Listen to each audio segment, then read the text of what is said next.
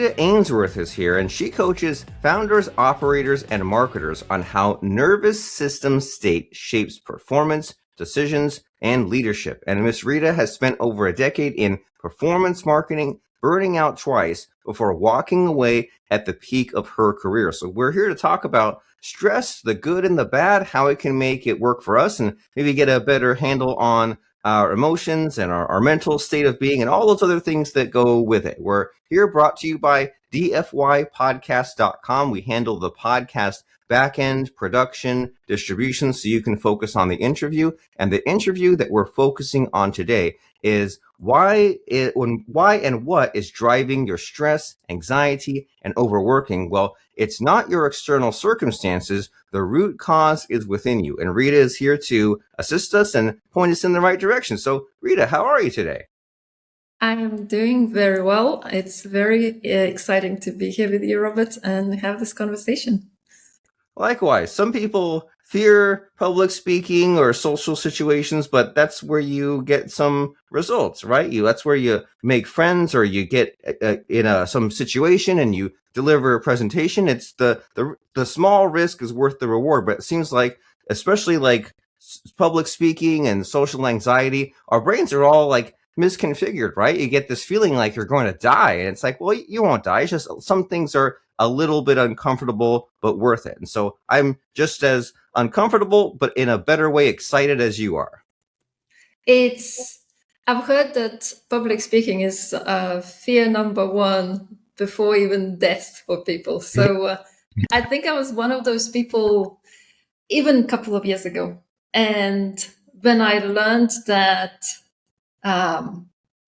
this is just, one of the nervous system states, like that is driving that fear of what feels like death, and learning some tools to regulate my nervous system and saying, no, this is okay. This will be fun. There's nothing to fear.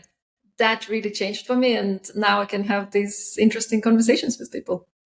Oh, yeah. I think it's that Winston Churchill that says there's nothing to fear but fear itself. And what a cool and silly idea that, like, it's you're kind of stuck in your own head, and you say, well, there's these nervous system states and there's this existing programming, and they always say, like, the first step is kind of realizing what the situation and the problem is. And so as this relates to you, like, what has your journey been like? Because it's such a cliche, isn't it, that you like build a business, or you're focused on some career or some goal, you sacrifice health, family, and then at some point you say, okay, well, I achieved something, but maybe there's a better way to go about it. And so how has that been like for you? What were the ups and downs?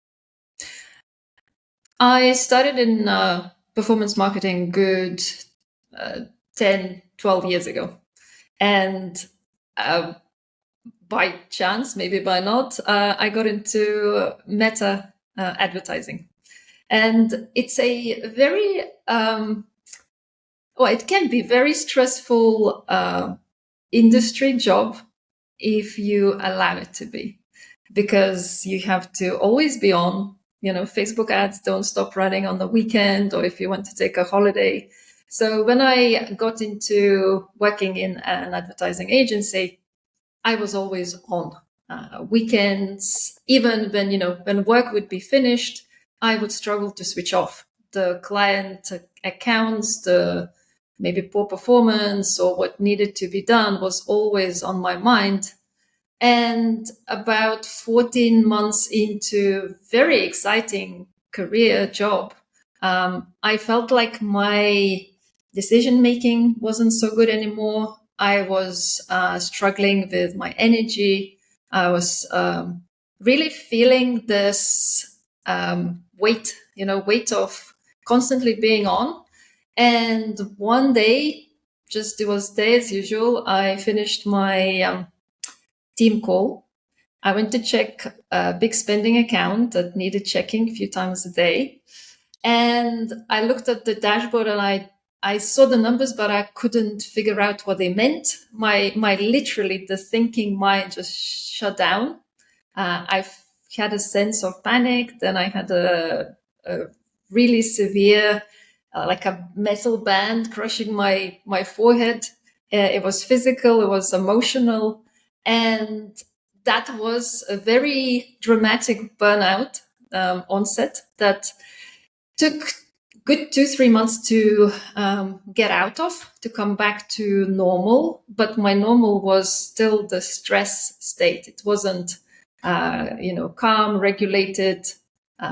This is what I know now, parasympathetic state. So then within less than a year, I hit another burnout. So that was my kind of forced exit from like advertising, from being in a fast-paced environment. And I had to settle for less, that I didn't like that idea. And I dug into the science of stress, of burnout, of nervous system regulation. And that journey, the last 5 years, really helped me to understand what is happening inside of us when we are pushing ourselves, past that breaking point. Whoa! So that's extreme. That's dramatic to go through that and then have to come back, but then say, "Hey, I learned a few things along the way." And this is one of those subjects where it feels like you can't learn enough about it, right? There's always new approaches and techniques and new discoveries. And I think about it, maybe not every day, but like a few times a week, this idea that like I do want to push myself, but then you hear a lot of like, oh, be kind to yourself, give yourself a break. And it's like, I'll take that in, but I still want to like achieve some greatness. So like, what are your thoughts on that? Because like, we still want to have the drive and the ambition, and we do want to have that healthy amount of stress, but then it seems like there's a lot of like extreme advice, right? Just like, oh, take this break. And so like, how do you reconcile that? How do you be nice to yourself, but also like grow the muscle and achieve so much more? Like everything, I guess, in nature, when we look to nature, everything is in these beautiful waves, up and down, up and down. And that's how our body works. We have different rhythms, and we have rhythms throughout the 24-hour period. We have our rhythms even, on the hourly basis. So it's really listening to your own body and what is it telling you? Because our body has so much information, but we are so used to being stuck in our heads that we ignore everything that is, below the neck, any signal of tension that we get, any heaviness. You have when I talk to my clients, like I have they say, I have a rock in my stomach. I have heaviness in my chest. I feel like, there's this weight on my shoulders. And all of that points to the state where we are at. And it points that we already pushed a bit too hard and we need to let our body recover. So I think about us as like we are human battery. We have the energy bank. We use up energy. Stress uses up a lot of energy. Thinking, brain is only a small percent of our body mass, but it uses up way more energy than any other system. So we use up energy and we need to replenish energy. So how do we replenish that? Is through taking a break, going for a walk in nature, doing maybe nothing, maybe listening to a piece of music that you enjoy, giving our body good food, good hydration, simple basic things that everyone already knows. They ignore the signals and they just push past it because for most of us, our mind is running our life. And the mind that is running the show is in survival. And so how do we regulate? How do we then say, no, we are good right now. There is no danger. I can take 5-minute break, 10-minute break. And when I come back, I'll be so much sharper. I will have this, boost of energy. And that's how we, oscillate. We work, we use our stress response, excitement to achieve our goals. And then we say, actually, now it's time for me to take a break. And the more we can give ourselves that push and rest rhythm, the less likely we'll need months of rest because we pushed ourselves into this burnout state. That's helpful. So it's all about the cycles, the same way there's seasons in nature. And it's amazing because there's this like checklist you gave us basically. And like you said, they're all things that we've heard and all things we've done, but maybe we've forgotten about them or not given them enough priority. And sometimes it is just that simple, right? Pick a few habits back up. And that's some like counterintuitive advice that I have to tell myself that like, well, I'm out of time and I've got to get these things done. But then taking that break or doing that kind of rest, whatever form that takes, and then coming back gets your energy back and actually gets you there and sustains you better. But in the moment, you're not thinking that. So it's one of those like kind of logic that overrides the current emotion to get you to that end goal. And it's such an important lesson, I think. And I'm curious about the people that you've helped, because you say that you work with high achievers who are exhausted by the cost of their own success. You figured out for yourself. Now you help others. And so what kind of people have you helped? What sort of story do you have to share with us? I work mostly with performance marketers and entrepreneurs.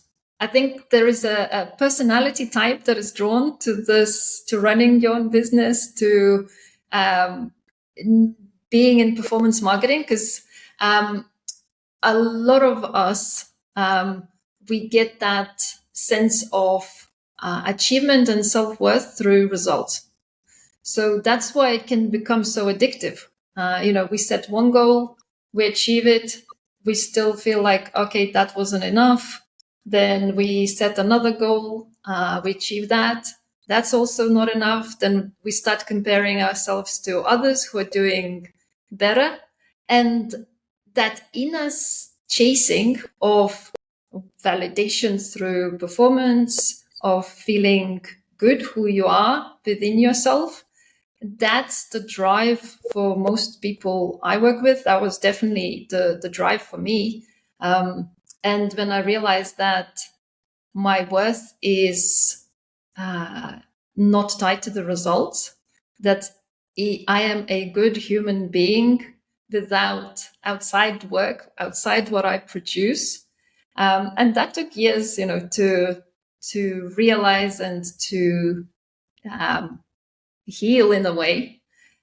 And when that happened, then my work became a source of joy. Like, I love working, I love what I do, but I am also now good at saying, okay, I'm done working for today. And maybe, one day it could be 3 hours and the next day could be 8 hours.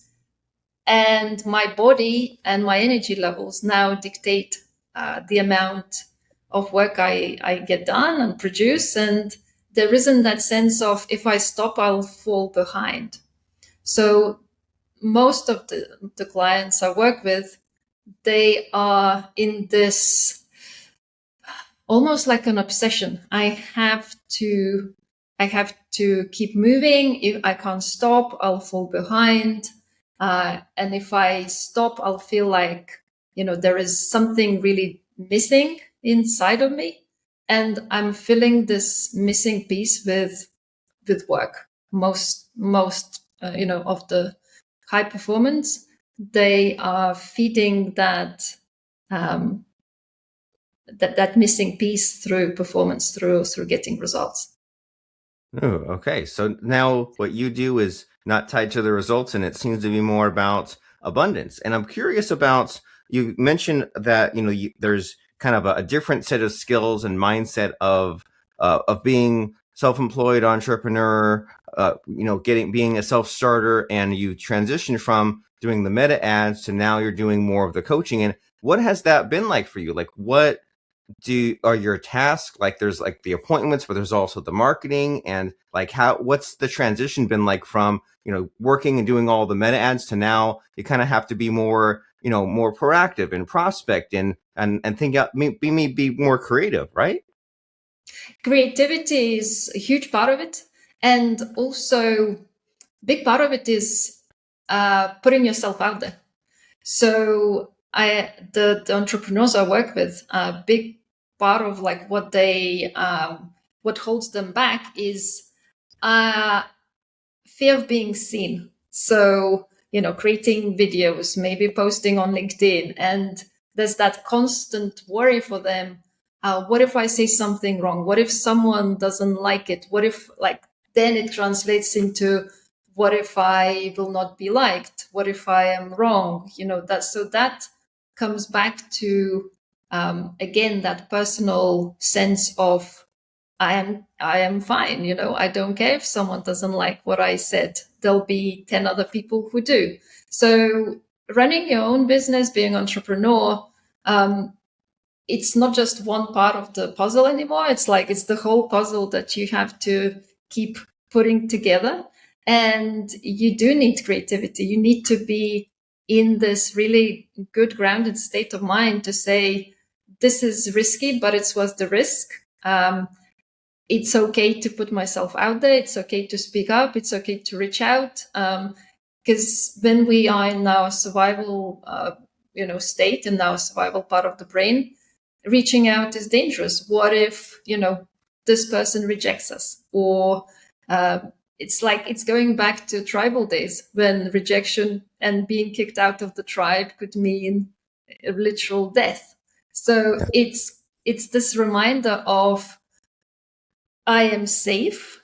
If someone says no, that means that there's another person who's going to say yes. So it's the reminding to the nervous system, to the body, that's I am safe enough, and rejection doesn't mean anything that will be, dangerous to my survival. A lot of times it's subconscious, so it's bringing this even thought to the conscious mind. When I ask people, do you feel safe? They say, yeah, of course I feel safe. But when we go to the nervous system level, there is, a lot of times there is that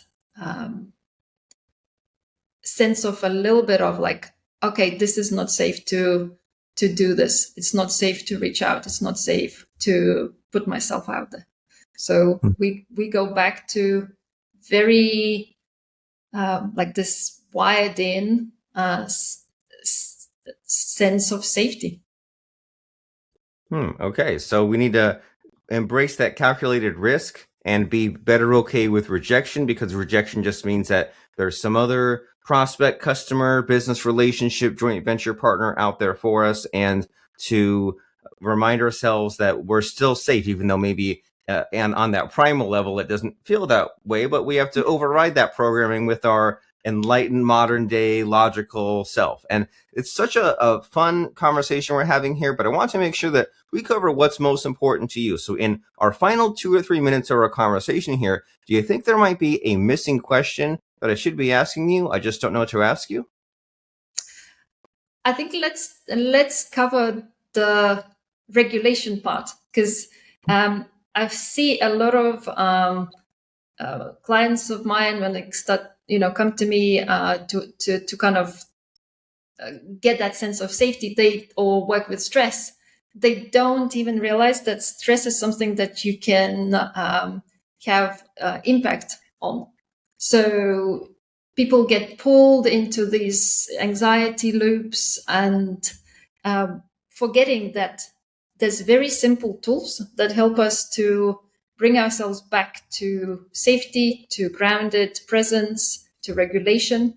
And we don't do that through logic and thinking. That there's situations when something's going on and people say, oh, just don't worry about it. I was like, okay, that's, it's easy for you to say, but I am still worrying. And the way to stop worrying is through breath. So, for example, 4-6 breath. We breathe in on the count of 4, and we breathe out on the count of 6. Every longer exhale tells our nervous system we are safe enough. So if we do 4-6 breaths for 3-5, sometimes maybe something big is going on, 10 minutes, that will really bring us back to safety and to regulation. Our sense of danger and stress comes through senses: what we see, what we hear, what we touch, for example, or like mostly in work will be an email, a message from the client. It'll be results we see on the dashboard. So all of that comes through our senses. We can reverse engineer that. We can look around in our room, in our office, and actually check, is there anything that is dangerous to us right now? And hopefully, most of the time, there'll be nothing. And that's the amygdala, the survival part of the brain, will register that. And we will know that we have reset, that we are now in the good state. Then we'll have our shoulders drop, our maybe stomach gonna feel softer. We're gonna have a deep breath or a yawn. So these are all signals from our body telling that we are good. So there's lots of body-based tools that we can use, and these two are accessible to everyone. And that can help us to come out of this, oh, I need to fix this. I can't stop. I feel like, I don't want to do this. And it will unlock the creative part of the brain. It will unlock more access to our prefrontal cortex, thinking part of the brain. So we'll see much broader picture rather than, when we're in high stress, we just see like this, the blinkers are on and we can't see what's around us. So stress is something we have control over, and it's body-based, and these simple practices can reset you in moments. And the more you practice, the quicker the reset comes. Oh, yes. A skill just like anything else. So wonderful. So you're mentioning like mindfulness and awareness and getting ourselves relaxed. And it's all very helpful. And as we said, we might have heard something similar or forgotten of other things. So it's great to bring this back to the forefront. But if someone says, okay, well, a podcast is great for giving me a tease of some of these exercises, but I need something more. My understanding is you have this one-to-one coaching, reset circle, and other offerings. So if someone says, I want to go down this path further and find out more about what Rita has to offer, what's there? They can come to my website, ritaainsworthcoaching.com. I hold a weekly reset circle call for entrepreneurs, performance marketers. We practice tools. We learn more what stress is and how to work with it. It's then, if they want to go deeper, they can do a one-to-one coaching with me. And then for agencies, for businesses, I also run training for teams. Very good. So we can find all that at RitaAinsworthCoaching.com, correct? Correct, yes. And Reset Circle, they can try it for free, as many sessions as they like. And, if it's for them, then they can sign up. Well, nice. So, so as we're checking out RitaAinsworthCoaching.com, you can find out that most people don't realize how much stress is running their life until their focus drops, their patience disappears, and everything feels harder than it should. And so this reset program that you mentioned gives the tools to balance your system so you can think clearly, feel grounded, and move through your day without fighting your own biology. So you can go to RitaAinsworthCoaching.com and click on the tabs and find out all about those different programs. But before I let you go, Miss Rita, it's time for the scary part of the podcast where I try to stump you. I try to put you on the spot by asking about a fun or interesting quote or lesson that has served you. So what comes to mind as far as a fun or interesting quote or lesson? My favorite quote as of recently is, how you live your days is how you live your life.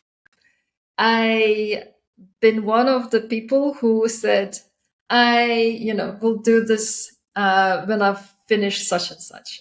And this, this enjoyment of every single day has been put on hold because of something that I need to do that is more important. And I read that quote and I realized that my every single day accounts towards what my life is like. And, how do I want to live every single day? I want to move my body. I want to be in nature. I want to connect to my friends and to people I love. I want to do work that I enjoy doing. So it's not always perfect and it doesn't have to be, but it's like if I hit that 80-20 rule, which, works well in all areas of life and marketing and business, then I know that my life, whatever, how long it is, it'll be a good life. So that's how now I approach every single day. Very helpful. Consistency. What a concept. So we can find out more about all this at RitaAinsworthCoaching.com. We'll see you there. And thanks so much, Miss Rita, for showing up, stopping by, helping us out. I'm very grateful. Thank you, Robert. It's been a really good conversation.